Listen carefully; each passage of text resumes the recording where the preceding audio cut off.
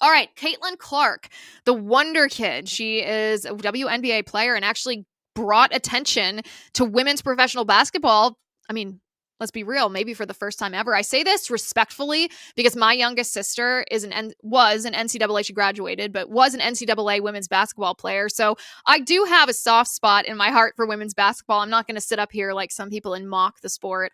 In fact, if I had to pick a sport, a college sport, that's probably the one I followed the closest because I had a personal vested interest in women's basketball. But by and large, of course, men's sports garner higher viewership than women's sports do. Caitlin Clark has brought attention to the WNBA so much so that she was recently given the honor of being Time Magazine's Athlete of the Year. I think we have a picture of this.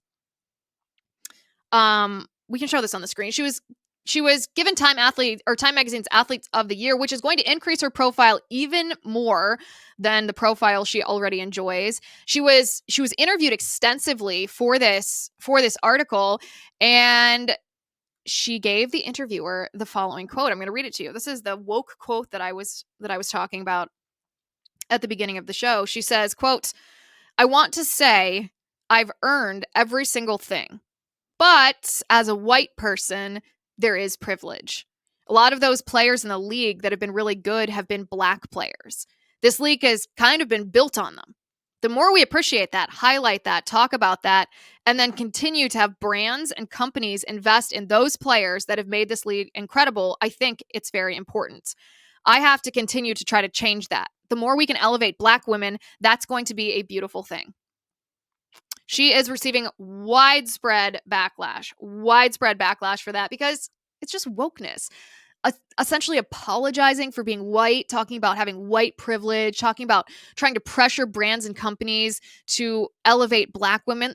Listen, no one should care about skin color. You elevate someone based on the merits of their actions. What happened to content of character versus color of the skin? We're so far past. Wokeness tried to completely obliterate the Martin Luther King ideal for our country. And honestly, if you look especially at what happened with the Daniel Penny prosecution and this very insipid BLM response, it seems like our country has an appetite to get past that wokeness. We see collectively that it's toxic. We see that it's poison. We see that it's race baiting for profit and for evil ideology, and people are over it. They're done with it. Wokeness is on the decline. So why on earth would Caitlin Clark engage in this kind of narrative? Why would she say something like this when she didn't need to? It's not 2020 anymore where these professional athletes are under this enormous amount of pressure to be woke or face social ostracization. Why is she doing this? Well, I think I have an answer for you why she's doing this, but let's just clarify a couple of things that she said. She said that the WNBA was built on the back of black women. Actually, the WNBA is built on the back of the NBA, who for years subsidized it. So it's not actually built on the back of black women. It's built on the back of male professional athletes who play basketball for the NBA. And here's my question too. Maybe in 2020, you would get a ton of backlash for asking this, but kudos to any of you who did ask this at the time. And it's a very relevant question. Here it is. What advantage does a white person have over a black person in 2024?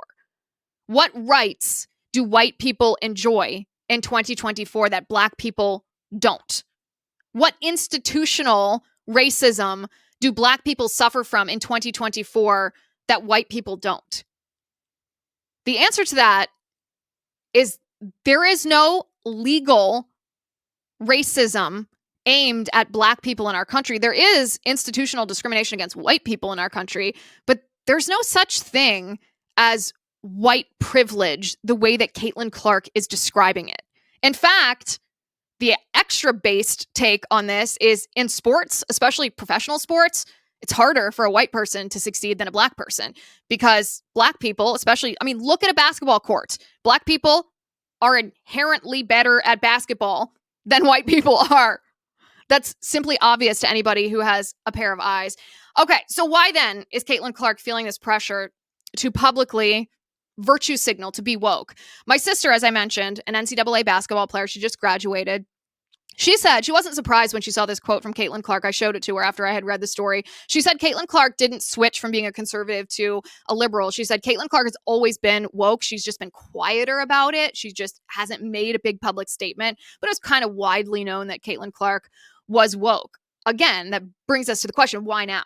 Why did she feel that she needed to make this statement now? Well, the answer to that, of course, is that being a prominent professional basketball player, she is most likely being offered millions of dollars in sports contracts, maybe with Nike or some other sports related company. And those companies are still suffering from wokeness, and perhaps she's required to kiss the ring. So it's not really about ideology. Maybe she's not a committed BLM Marxist the way that Colin Kaepernick is, but it's about money. And this is the thing. The Black Lives Matter movement has always been comprised of three factions of people: the committed ideologues, like the founders or like Colin Kaepernick, the fools who fall for it.